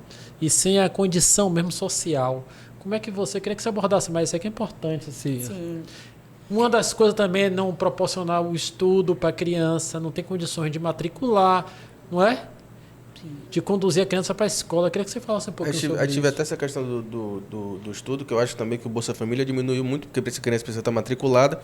Então, acho que até essa ponta aí deu. E tem um lanche garantido na escola e um almoço, né? Sim. Mas... mesmo com todas essas iniciativas, né, nós ainda temos um índice de evasão escolar, né, considerável, e que a gente precisa se antenar para essas questões. E o que eu sempre oriento quando a gente vai atender uma situação de evasão escolar é compreender o que é que tem por detrás daquela evasão escolar. Muitas vezes é o mercado de trabalho, né? A criança, ao invés de estar na escola, está trabalhando. Nós temos também hoje um índice muito grande da evasão escolar, a gravidez na adolescência, né? E aí foi uma situação que durante a pandemia aumentou. Gravidez na adolescência. Nós fomos notificados porque as meninas iam para as unidades de saúde, né, ter o bebê, e a unidade de saúde tem que comunicar ao conselho tutelar. Voltando a essa questão dos maus tratos, como eu falei, tem muitos pais, né, muitos responsáveis, e quando eu falo de família, eu falo, né, de toda a formação de família que nós temos hoje na sociedade. Muitas vezes, essa família, ela não tem a compreensão de que aquilo que ela está fazendo pode ser uma negligência, pode ser um maus trato. Alguns casos, sim, é a questão da perversidade, é a questão do castigo mesmo à criança, né? Mas tem alguns casos que nós percebemos quando você vai atender, quando você vai orientar, quando você vai aconselhar, que é uma das funções do Conselho Tutelar, é aconselhar os pais responsáveis, é dar a orientação necessária, você percebe que a compreensão do que ele está fazendo é correto. Ele compreende que o filho trabalhando, né, como usa muito no popular, não vai dar para ladrão, né, vai ser um cidadão de bem, porque com ele deu certo, porque eu trabalhei. Tem gente que tem orgulho, e que bom que para aquelas pessoas... Não ficou trauma. Né, não ficou trauma, deu certo. Mas eu já tive casos de pessoas falarem que bom que esteja trabalhando, e quando a gente começa a fazer aquele trabalho reflexivo, que a gente fala assim, se ao invés de o senhor estivesse trabalhando, se eu estivesse numa escola, se eu estivesse tendo a oportunidade de fazer um curso, será que hoje a vida dos seus filhos também não seria diferente? Será que a sua também não seria diferente? Por que repetir? Né? Aquele negócio, né? Eu sou pedreiro, meu filho tem que ser pedreiro. Isso, às vezes não tem aspiração, né? Não desmerecendo qualquer função. Profissão, mas... qualquer profissão. Mas o pai tem uma limitação de compreender que é aquilo ali. Né, que o que pode proporcionar ao filho é aquilo ali. E aí a gente vai com o trabalho do que a educação é capaz. E hoje, por mais dificuldade que nós tenhamos da oferta de vagas, assim, a gente não tem motivos hoje, né, para dizer assim, uma criança ficou sem estudar porque o pai não teve a capacidade de matricular.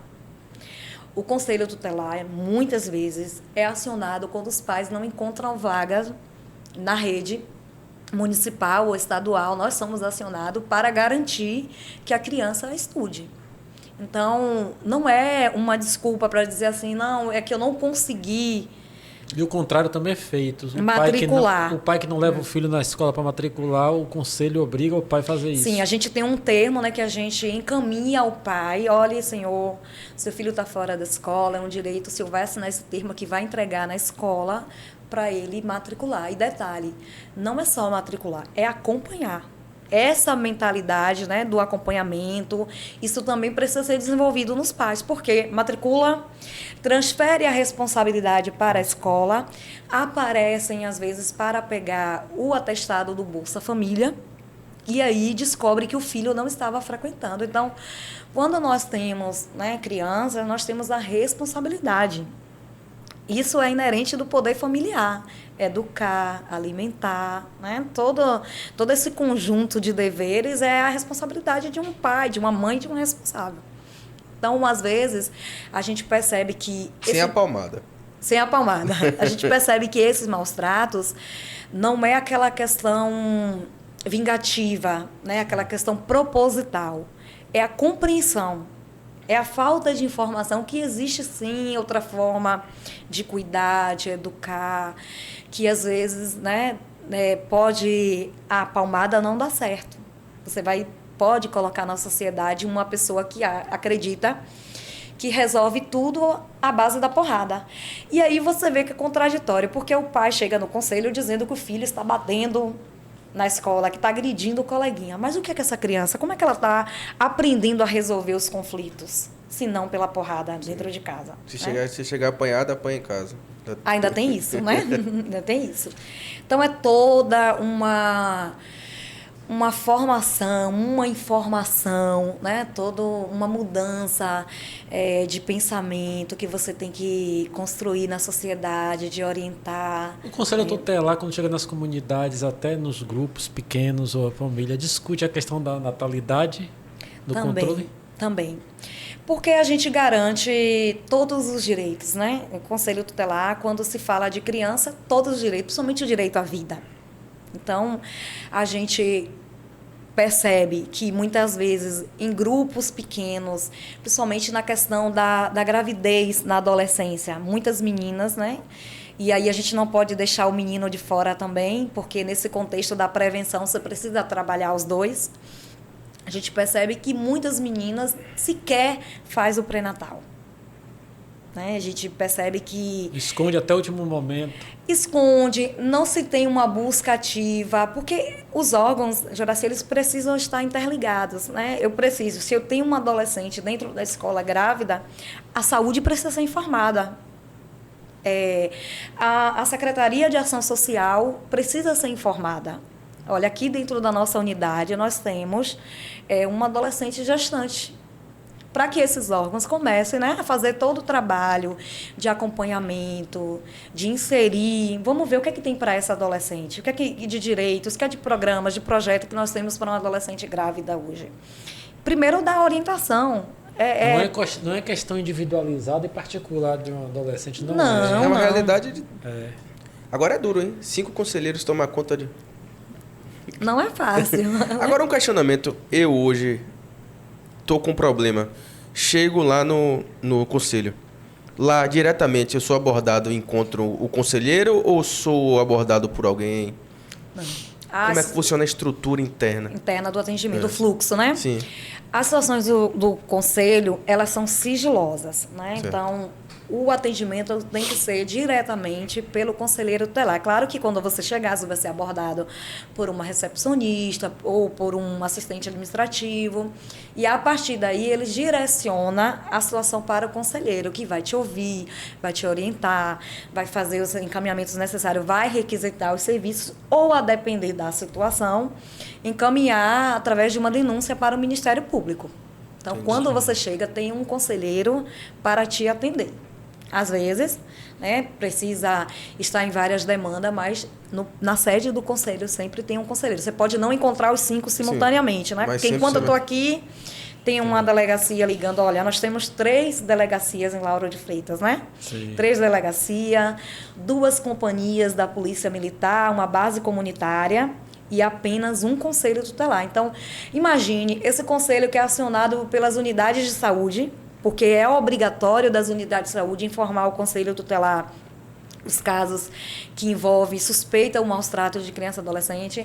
As escolas, tanto particulares quanto as públicas, também têm essa responsabilidade. Então, veja quão grande é a demanda do conselho tutelar. É um braço longo, né? Meu irmão, coisa de dois. E a questão das adoções? O conselho também acompanha ou o conselho direciona e... A adoção, ela é exclusiva, é um processo exclusivo Judiciário. do Poder Judiciário. Certo. Né? O que o Conselho pode fazer em alguns momentos é informar ao Ministério Público casos que possa encarretar uma destituição do poder familiar. Quando o Conselho faz aquelas tentativas, né, de inserir a família, você atendeu, você inseriu a família em todos os programas, você requisitou o serviço, e que tudo aconteceu, e que isso não fluiu, não surtiu o efeito, que a família não correspondeu, aí a gente forma o Ministério Público. Olha, a gente acredita, isso não quer dizer que vai ser feito o que o conselheiro solicitou. Claro que tem toda uma equipe para analisar, ali se instaura um outro processo, né? Então, a partir dali, quando a gente percebe, a gente pode sim sinalizar para o Ministério Público. A gente acredita, pelos acompanhamentos que a rede já fez, que é um caso para analisar uma destituição do poder familiar. Mas a adoção em si é exclusivo do poder Não, judiciário. Eu digo participar até, né? Porque eu digo que tem famílias credenciadas, que já são credenciadas ali para uma possível adoção. Habilitadas, Habilitadas isso. para possível... Mas eu digo assim, desse sentimento maior, porque o judiciário ele toma mais a letra fria, né? Sim. Mas eu digo do conhecimento de conhecer ali a família, Ouvir os o pais conselho. e tal. Nós temos audiência concentradas, Sim. né? Quando uma criança está numa instituição, ou às vezes, em alguns momentos, a lei hoje, ela permite, né, que a mãe que deseja entregar seu filho para adoção, procure a vara da infância e faça a entrega. É mesmo? A lei permite isso. É frio, né?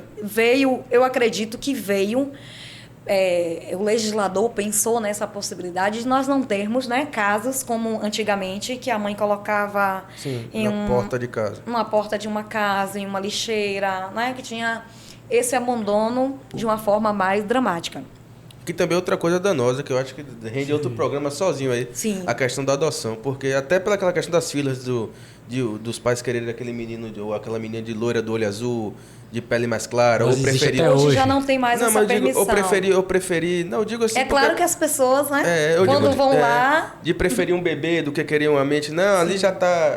O sistema já tá com 15 anos, o sistema já veio corrompido. Sim, ou já tá, já tem um caráter formado. Por isso que eu falo muito do conselho, por isso que eu ouço muito isso. Eu acho a importância do conselho de estar inserido, de estar... Nessas audiências concentradas, né, que é para definir, para decidir a vida dessas crianças, se vai para adoção, se vai para família extensa, vários atores da rede, eles se fazem presente nessa audiência. Quando o judiciário, né, ele toma essa decisão, é claro que ouviu toda essa rede, né, e nós temos aqui uma vara da infância muito atuante nessa questão de adoção, das audiências concentradas. A doutora Maria Helena, ela tem seguido realmente o que preconiza o Estatuto da Criança e Adolescente nessa questão, de estar fazendo essa audiência, de estar dando a possibilidade de outros órgãos também sinalizarem. Que não é um processo fácil. Não é um processo fácil. O Estado aí agora está definindo, né, decidindo sobre o futuro de uma criança. Você está tirando de uma família que você... naquele momento, entende, por todos os meios de prova que tem o contraditório, tudo aconteceu, né? Essa família foi representada por um advogado particular ou pela Defensoria Pública. Nós temos um Ministério Público que fiscaliza tudo isso. E você está dizendo, mediante as provas que você tem, que aquela família ali não é mais adequada para a criança permanecer. E você está retirando dali e levando para uma outra família. Então, é algo muito... Tem que ser com muita responsabilidade. Que é uma coisa que não é estanque. Por exemplo, uma família dessa que é retirada um filho desse, pode vir gerar um outro segundo, um terceiro. Aquela família não vai parar por ali. Às vezes, produz mais, né? Sim, sim. Falta... Uma vasectomia e uma retirada. Compulsória. Meu irmão, vamos resolver o problema. Agora, Docinho, a gente está falando muito aqui daquela família meio que humilde, como eu falei. Sim. Mas de 90 para cá, nós temos aqui uma adolescência conectada. Sim. Com muita informação, mas não deixa de ser assunto do conselho, né? Sim, e o estatuto, ele não faz distinção das nossas crianças, né? Sim. Elas são atendidas e os direitos são para todas, né? Não é porque nasceu de uma família de classe média, de classe alta ou uma pessoa em vulnerabilidade, né? Que a criança deixa de ter berço de prata, berço de ouro, isso, qualquer for. E tem algo que aí eu quero... Olha, eu pedindo a oportunidade de novo para voltar. Quando você fala do trabalho infantil, né, logo na mente remetem aquelas crianças que estão lá no semáforo vendendo, né, que estão dentro dos ônibus, mas a gente precisa lembrar também dos trabalhos artísticos, né, que envolvem a classe mais alta e que em outro momento a gente vai falar sobre isso, porque é muito importante. Então, a lei, o Estatuto da Criança e do Adolescente, ele não faz distinção. A violação acontece na casa do pobre, a violação acontece na casa do rico, acontece. E, às vezes, com uma dificuldade maior até de acessar esse público mais rico. Porque a questão do escândalo, né? A questão de preservar... né? A bolha, né? A família. Essa imagem, a família. Por que que nossas crianças, antigamente, eram retiradas, lá na Idade Média, era retirada das famílias? Por isso, para preservar essa imagem da família, né? As crianças eram levadas para os orfanatos, porque era a criança que dava trabalho, porque era uma criança dita bastarda, né? Então, era levada para os orfanatos, para os abrigos, para retirar daquele convívio ali, porque tinha que preservar aquela imagem da família. Então, a violação de direitos, Juraci, acontece em qualquer local. O Conselho Tutelar atende do predeiro ao engenheiro, do gari ao médico, não tem distinção. Por quê? Violação de direito, primeiro, ela não tem horário para acontecer, né? Ela não tem local para acontecer. Tem muita gente aí dentro dos condomínios fechados, dentro dos seus carros blindados, e que estão também violando os direitos das nossas crianças, inclusive explorando a mão de obra das nossas crianças. Então, nós não fazemos distinção. A própria lei garante, né, que é direito para todos. E quando a gente fala maus tratos, a gente também fala do crime. E aí eu quero tocar na questão sexual, que acontece muito, que o cara às vezes está cometendo, se envolvendo com criança, achando que não está cometendo crime. E aí já não é maus tratos, já é o crime em si. Eu acho que você foi até generoso do achando. Não, eu estou achando, mas... Que ele está ali achando que nada vai acontecer. Nada vai acontecer. Ele tem noção, né? Com tanta informação hoje que nós temos na sociedade, muitas vezes quem não tem a noção que está numa situação de violência é a criança. Porque a gente está falando de alguém que ela gosta, do pai, do tio, da mãe. Hoje, a gente não pode focar no agressor apenas o masculino. Hoje, nós temos mães que são abusadoras, que são pedófilas. Que vendem as filhas. Que vendem as filhas, ou até ela mesma cometem o abuso sexual contra as filhas e filhos, né? Que a gente tinha um determinado tempo, a gente tinha aquele cuidado com as meninas, né? E esquecia... Com o pai, ou padrasto. Com o padrasto. Ou então a gente acreditava que só a menina era vítima da violência. Hoje os meninos também são vítimas desse crime. E que é muito mais difícil por conta do machismo. Hoje, para você atender um adolescente e ele falar que foi vítima de uma violência, é difícil. E se a violência... Mas acontece com frequência? Muito, muito. Claro que com meninas, né? E com a figura masculina sendo agressor é a maioria, né? Sim. Mas o que eu percebo também, que quando a gente vai atender o menino e que de repente foi uma mulher maior de idade que abusou, a própria sociedade fala, mas ele está no lucro. Né? Tá questionando o quê? Sim. Olha a mulher, entende? Então, assim... Às vezes, quem não sabe que está na condição de violência sexual é a vítima. Imagine, uma criança ela tem total confiança nos seus pais, né? Inicialmente, quando ela nasce, que ela começa a se desenvolver ali, ela tem total confiança nos seus pais. Como que ela vai entender que quando o seu pai lhe acaricia, é um abuso sexual?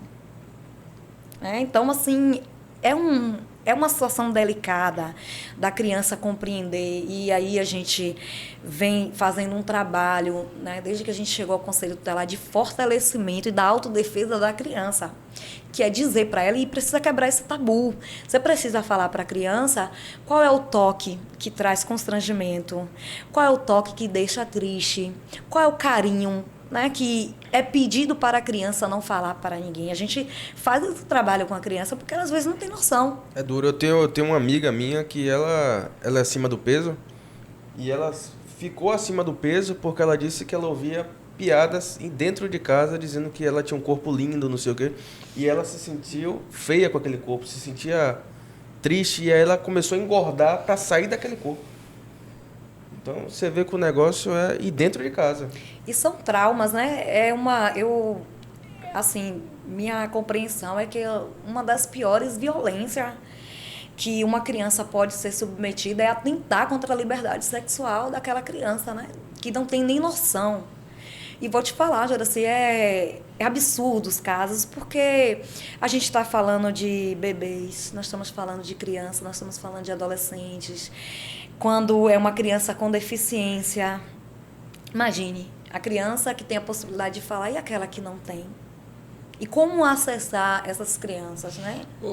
Doci, mas, por exemplo, eu vou trazer um ponto Rapidinho, aqui. Só lembrar aqui, é crime, Sim. É estupro de vulnerável manter qualquer relação, né, com crianças e adolescentes menores de 14 anos. E assim, ó, o estupro, ele não é apenas a conjunção carnal, né? Que às vezes a pessoa fala assim, eu não sei qual o público que está nos assistindo, mas eu vou usar um termo técnico assim, não houve a penetração. Sim. Né? E a questão da genitália vagina, né? Às vezes... Não basta isso. Se não for isso, na cabeça de muitas pessoas, isso não é crime. Sim. O falar, o tocar, o nude, né? O armazenar e muitas coisas que a sociedade faz que ela não tem compreensão que é crime. Aí eu vou te dizer que em muitos casos não tem compreensão.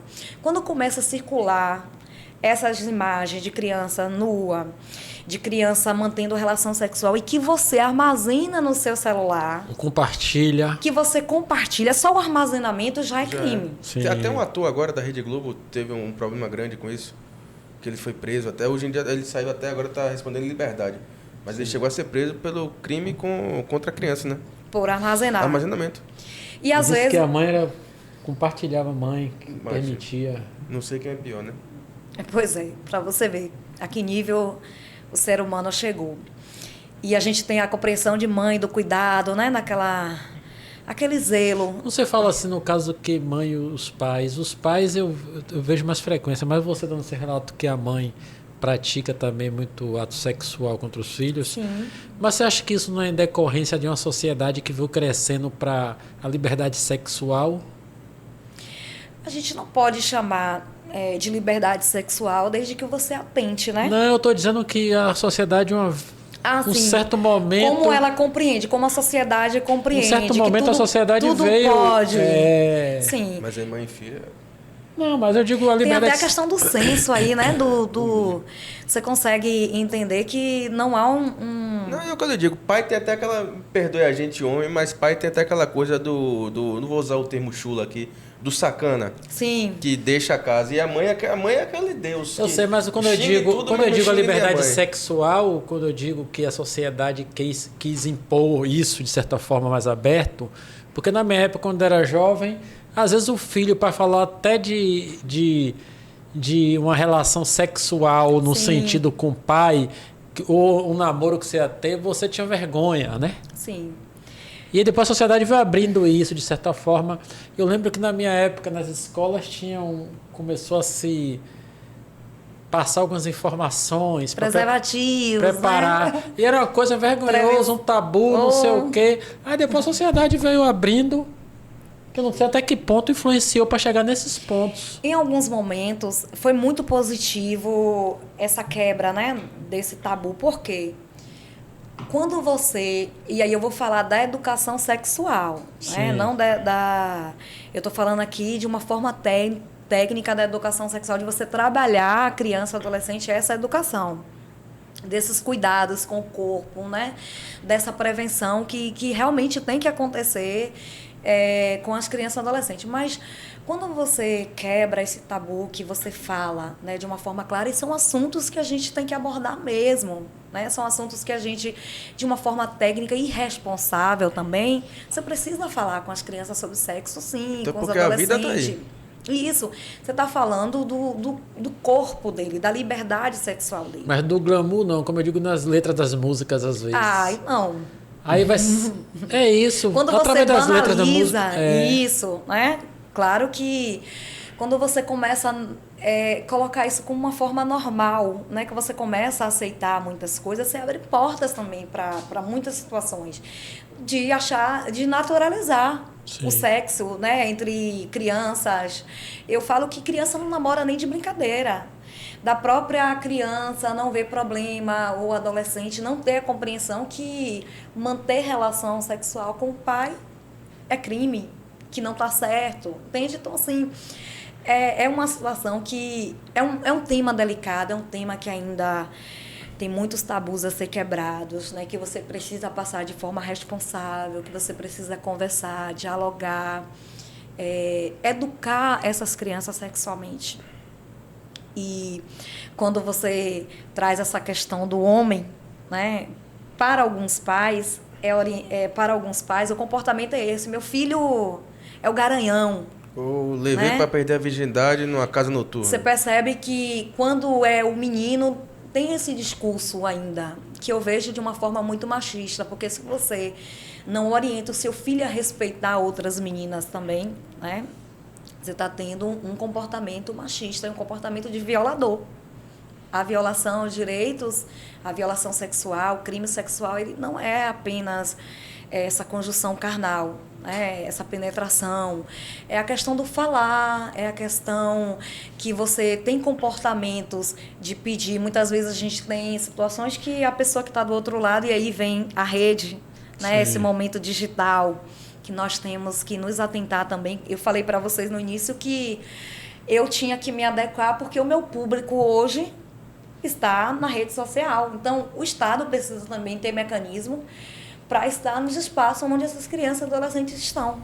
E aí tem esse crime digital, né? Que quem está do outro lado de uma tela às vezes tem a liberdade que pode fazer o que bem entender. Sim. Né? Que ninguém encontra, que não tem leis. Não né? vai identificar a pessoa. Que não vai ser identificado. E aí tá esse perigo, porque a mãe, ela entrega um celular para a criança, porque está dentro de casa, está protegido. Ela compreende que é melhor estar ali com o aparelho do que na rua. Só que ali tem um universo, né? E tem vários pedófilos por trás dessa tela. Captando até imagens para vender no exterior. Isso, e a gente tem um estudo, está lá até no meu Instagram, depois eu vou deixar meu Instagram aqui para quem quiser acompanhar, das crianças e adolescentes, principalmente crianças, que tiraram fotos íntimas e encaminharam para os pedófilos, que essas imagens aí circulam e são vendidas, né? Vocês sabem muito bem aí, a gente teve uma CPI da pedofilia e Sim. quantos dados que essa CPI nos trouxe de imagens, o quanto é caro a Inclusive, imagem. senadores e deputados foram... Sim, Sim. sim. Com O alto escalão estavam lá. Caíram, até apareceram no Fantástico, fizeram a reportagem e parlamentares É uma lá. rede. A gente tem até uma É uma cidade, rede organizada, a gente tem inclusive. até Fortaleza, até que sofreu, era a capital mundial considerada como turismo sexual de crianças e adolescentes. Sim. Imagine aqui. Aldaci, nesse seu período de você ser conselheira, tem algum caso assim que te intrigou? Ao que pese de você ter uma experiência vasta, até pessoal, mas tem algum momento assim que você disse, rapaz, esse caso aqui não era para eu... Tá árduo. Mexe, né? Mexe. Acho que aquele teste psicológico que eu fiz não me ensinou isso aqui, né? Não me falaram que ia ser assim, na verdade. Me falaram que ia ter... Porque quando você chega no conselho tutelar, realmente você não tem noção. Né? Você sabe, é um espaço que você vai garantir direitos, que tem uma lei, né, que está lá estabelecido os direitos, e que você vai lá, você vai requisitar e que a coisa vai acontecer. E quando você se depara, e eu tenho dois casos, né, que mexeu muito, muito comigo. Um não era do nosso município, e aqui eu vou preservar os nomes, né, por conta do sigilo, da ética. Um não era do nosso município, mas veio para o nosso município, porque no município onde essas crianças estavam, elas não tinham casa de acolhimento, né, não tinha nenhum tipo de instituição. Os antigos abrigos. Os antigos abrigos. E como não tinha, e assim, a lei, ela proíbe, eu gosto muito de usar a lei, porque é o que rege realmente o meu trabalho, né? E a lei, ela proíbe você separar o grupo de irmãos. Sim. É tanto que, às vezes, imagine, você tem 7 crianças para ser adotadas. A pessoa só quer uma. A lei proíbe essa separação. Então, o que faz? Um acordo entre as partes de continuar aquela convivência. Eu adotei uma criança, você adotou outra, mas a gente vai fazer um pacto aqui que eles vão conviver. Né? Então, até para você tirar essas crianças dos abrigos, você sabe que uma certa idade hoje é muito difícil ser adotada. A gente teve crianças... Quem adota também não quer uma criança maior, né? Muitas vezes não. É raro isso acontecer, né? De querer realmente, como eles falam, né? Uma personalidade já formada, eles querem educar da forma deles, né? Enfim.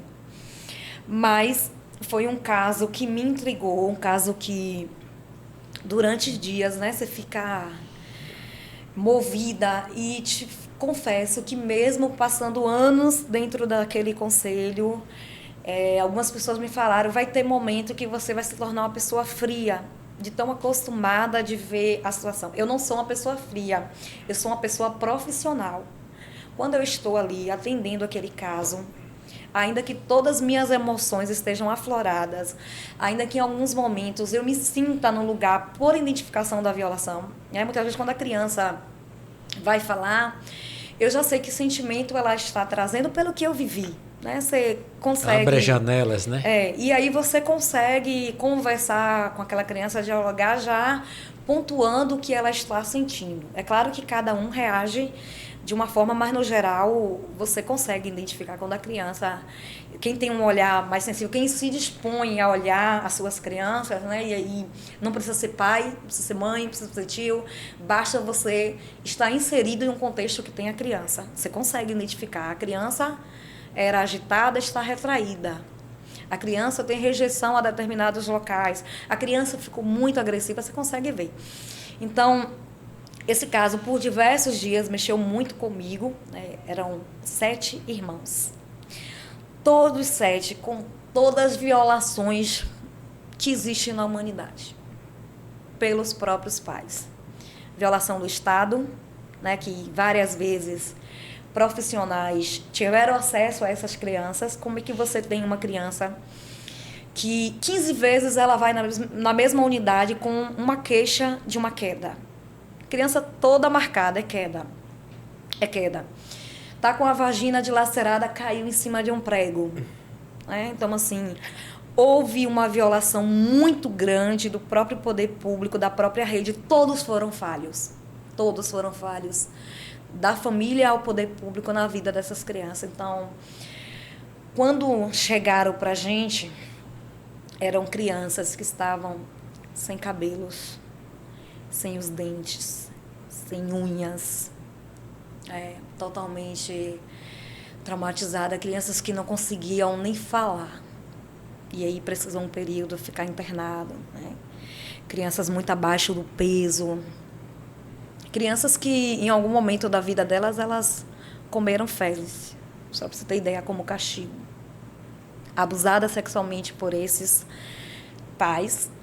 Enfim, então foi um caso que mexeu muito comigo, porque ali você vê que quando há uma falha... Você falando, já estou imaginando vivendo. Quando você percebe que há uma falha, né? Quando a família falhou, quando a sociedade falhou, você consegue ter 7 pessoas que eles sequer conseguiam se relacionar com o ser humano, porque era uma aversão que eles tinham ao ser humano, por conta de tudo que eles vivenciavam. Imagine, a criança, a adolescente mais velha da situação, tinha 14 anos. A situação acontecia desde que ela era criança. Ela tinha marcas no corpo que a perícia comprovou que eram marcas de anos, muitos anos na condição de violência. Onde estavam os vizinhos? Onde estavam os professores?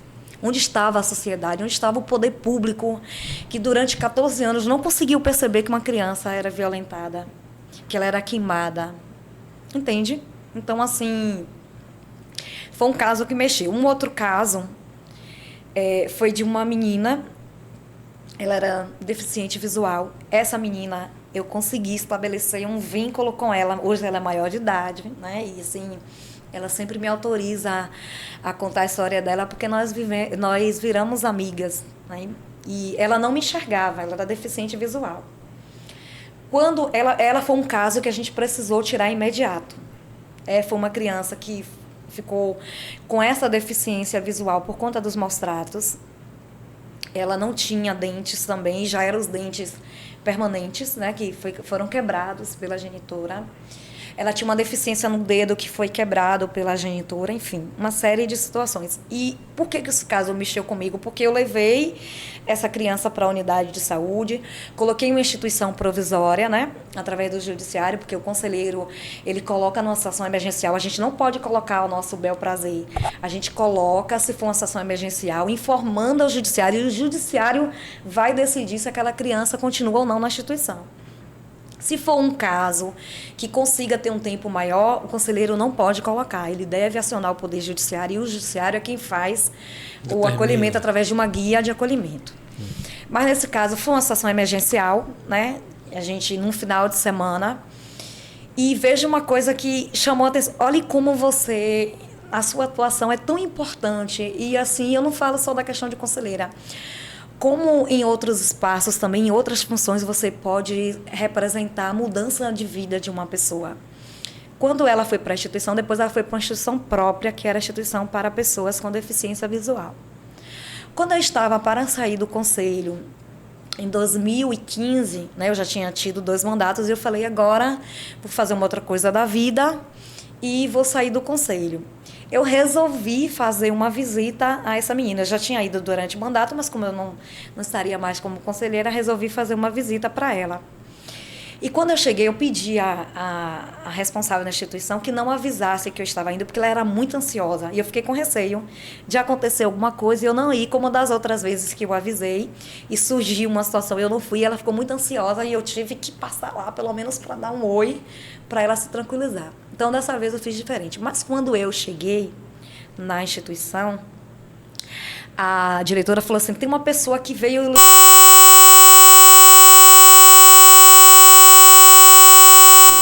Ela falou assim, é tia Aldaci. E aí me intrigou, como que ela sabia? Eu não tinha falado, a moça da instituição também não tinha falado, ela disse, eu sinto o seu cheiro até hoje. Ela disse que eu fui tão importante naquele momento, quando eu tirei ela daquela situação, porque é difícil você retirar uma criança de um ambiente e ela não chorar, ela não pedir para ficar, ela não se preocupar com os pais. Aquela criança, eu vi, ela queria já entrar no carro, ela não enxergava. Quando eu conheci, ela tinha 7 anos de idade.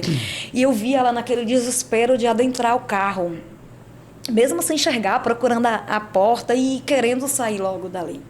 Então eu falei, para essa criança, nós fomos hoje, de fato, uma porta de escape, porque eu não sei se ela estaria viva com tantas violações que ela vinha sofrendo. Então foram 2 casos assim que mexeu muito comigo, né, de ter a possibilidade de poder contribuir, mas também o repugno de ver, né, até onde vai a crueldade do ser humano e de ver o quanto somos importantes, não só como conselheira tutelar, mas como cidadã comum, que daqui a pouco eu estou aí na sociedade, eu vou deixar de ser conselheira, mas a causa que me move, para mim, não importa o espaço que eu vou ocupar, né? Eu sei que eu tenho um compromisso com a infância e a adolescência, não importa onde eu estiver. Infância e adolescência vai ser a prioridade da minha vida. E esses casos, assim, mexeram muito comigo. Muito mesmo. Aldaci, tá vendo você? Você demorou de vir aqui, mas já está chegando no final. Mas antes de concluir, eu quero saber como é que o Conselho lida com as crianças com autismo ou outras síndromes para inserir nas escolas Sim. particulares e privadas, que às vezes as escolas não querem receber porque estão, dependendo do grau do autismo ou de algumas síndromes, eles dizem que não tem capacidade para absorver o aluno. Sim. Como é que vocês lidam com essa questão? Toda criança, ela é munida dos seus direitos. E quando nós somos acionados por uma situação dessa, primeiro a gente precisa entender a condição de saúde dessa criança, né? Como é que ela está nesse acompanhamento. Se essa criança ainda não está inserida no serviço de saúde, o conselho vai requisitar, fazer um encaminhamento ao CAPS, né? Ter um diagnóstico. E é desafiador, porque muitas famílias elas não aceitam o diagnóstico, né? Muitas vezes elas têm a dificuldade de compreender que aquela criança ela tem uma deficiência que requer cuidados, que requer um acompanhamento. Por outro lado, a gente percebe, Juraci, que as unidades também escolares, muitas delas, né, e falando também da privada e da pública, elas ainda não estão preparadas, né, da forma que deveriam para receber essa demanda. E trabalhar a inclusão não é você colocar essa criança lá só por estar, para cumprir horário, para cumprir carga horária, para cumprir as diretrizes estabelecidas, né? É você, de fato, proporcionar o convívio, né? A qualidade, a atenção, é você ter todo aquele cuidado que aquela criança requer, e é um direito que ela tem. E nós tivemos dificuldades com os cuidadores, né? Crianças que necessitam ter um cuidado, né, especial, um acompanhamento, e que em muitas unidades isso foi negado. E quando isso é negado, é um direito que está sendo violado. E enquanto conselho tutelar, a gente requisita que seja sanado. Se não sanar, a gente faz a denúncia ao Ministério Público, para que esse direito seja assegurado. E aí a gente percebe que quando é a deficiência aparente, né, quando você vê que uma deficiência que é notável, né, às vezes, não, é deficiente, vamos conceder a acessibilidade, enfim. Mas e quando não é essa deficiência que você consegue identificar assim logo no primeiro momento? Então é muito mais difícil. Porque às vezes é confundido, a criança é uma criança levada, né, o que a gente ouve, é uma criança para frente, isso é manha. Eu já ouvi casos de pais que rejeitaram o diagnóstico falando que resolveria numa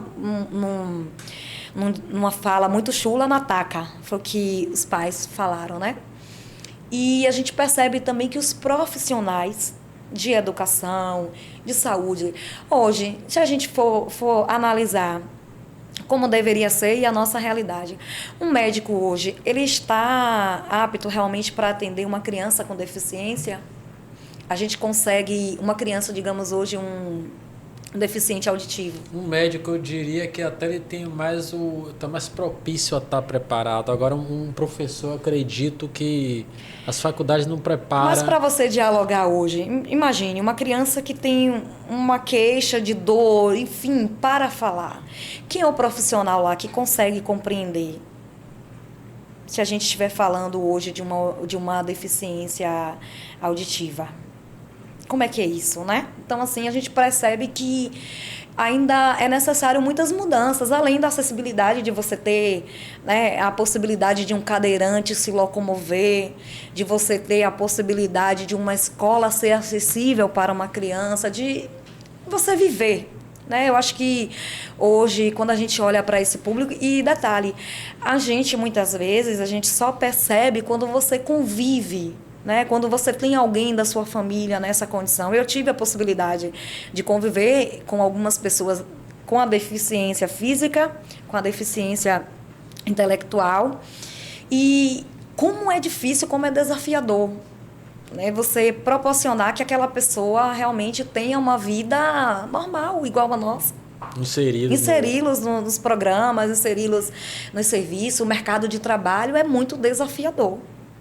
Imagine você ter uma pessoa que... Principalmente se você não tiver condição, que a gente volta aquilo da mãe ter que sair, trabalhar, sim, viver e tal. Isso. Mas o que eu acredito assim ainda é que quando eu pego uma pessoa com uma limitação, eu digo dependendo do grau de um autismo e um professor, um auxiliar não está capacitado, eu acho que é tão maus trato quanto... Sim. Porque o que se coloca um cuidador, né, para garantir, dizer, ó, estamos cumprindo. Esse cuidador, de fato, ele está preparado, ele sabe lidar com as limitações dessas crianças, né?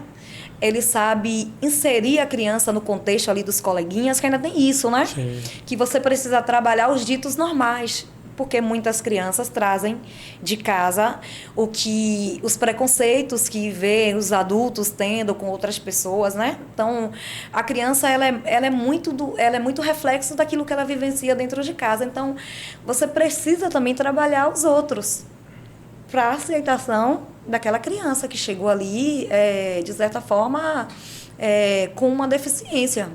Sim. Então, é muito desafiador quando você fala essa questão de realmente você inserir, realmente você garantir essa igualdade, né, essa equidade. É muito difícil. Eu acho que a gente ainda precisa evoluir muito para chegar ao desejado. No mínimo, né? Sim. A você ter o básico. Essa é a verdade. Aldaci, está chegando no final do nosso Jurapod. E aqui já fica o convite para o próximo, para a gente discutir a questão do trabalho infantil. Sim, tem vários temas.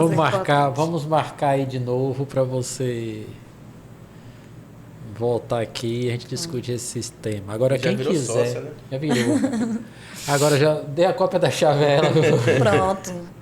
Agora, quem quiser acompanhar o Darcy Lima, como é que faz? Bom... Eu tô aí na rede também, né? Tô igual os adolescentes aí. Meu Instagram é conselheira.aldaci.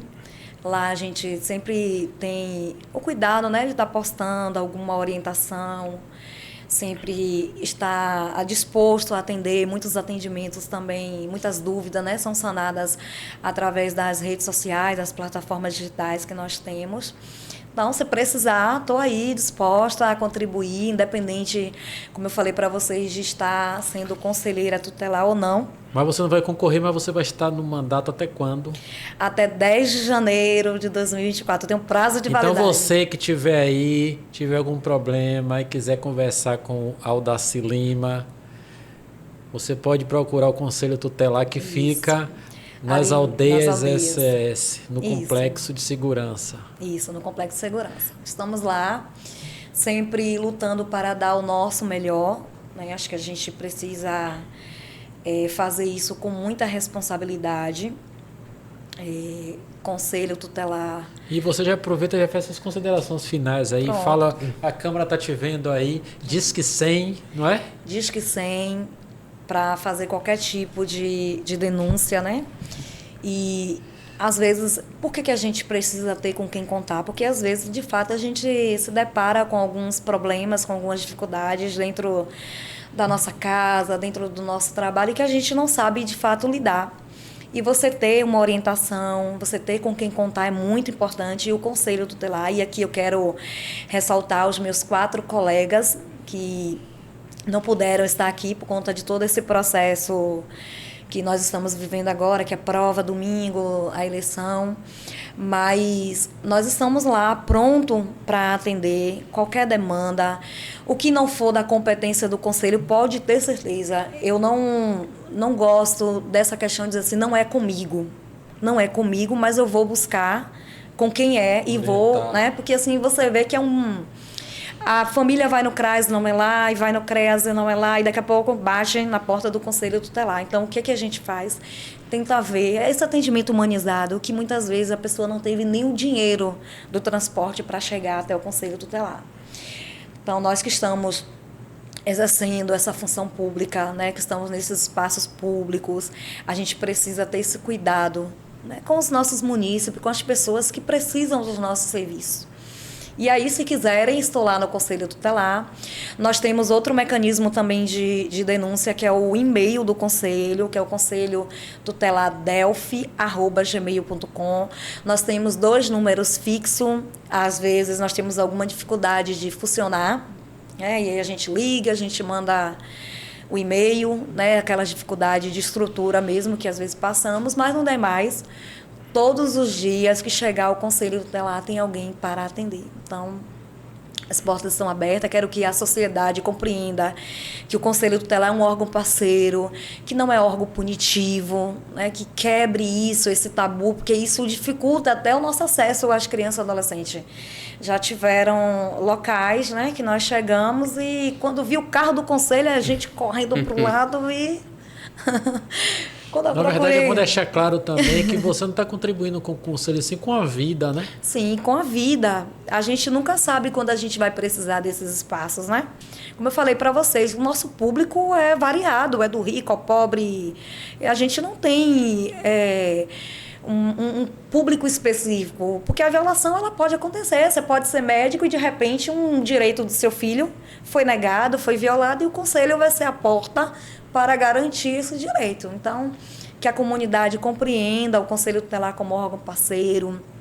Mesmo com essa limitação de 5 pessoas, a gente tem lutado para dar o nosso melhor. Quero também aproveitar aqui e deixar, né, esse momento que vai ser tão importante para a escolha dos conselheiros da nossa cidade, que a comunidade participe, que escolha, mesmo não sendo obrigatório, mesmo você tirando o seu domingo para ir lá votar. Escolha pessoas... Dá tempo, que vai ser em outubro. Outubro. Escolha pessoas que tenham o compromisso com essa causa, que você sabe que não vai estar simplesmente por um cargo, por um status. Muito pelo contrário. O Conselho Tutelar parece que traz mais inimizades, né? Quando você contraria as pessoas do que realmente esse status que, às vezes, há uma compreensão que se tem. Mas estamos aí. E aquela pessoa que tem mais interesse em saber o direito da criança e do adolescente, vai lá, pega o ECA, Isso. baixa o ECA na internet. Isso. Primeiro ele assiste o Jurapod todo. Assiste o Jura. No final, Assiste o Jura, Aquele entende mais lá a função interessado. do Conselho Tutelar. É. E é isso, gente. Hoje a internet está aí, nós precisamos usar realmente esse mecanismo para coisas boas, para aprender, para tirar nossas dúvidas, né? não para compartilhar nude de criança. Não compartilhar nude de criança, pelo amor de Deus, gente. Às vezes a intenção... Não que eu quero ajudar para pegar o pedófilo. Lembre que ali tem uma vítima, Sim. né?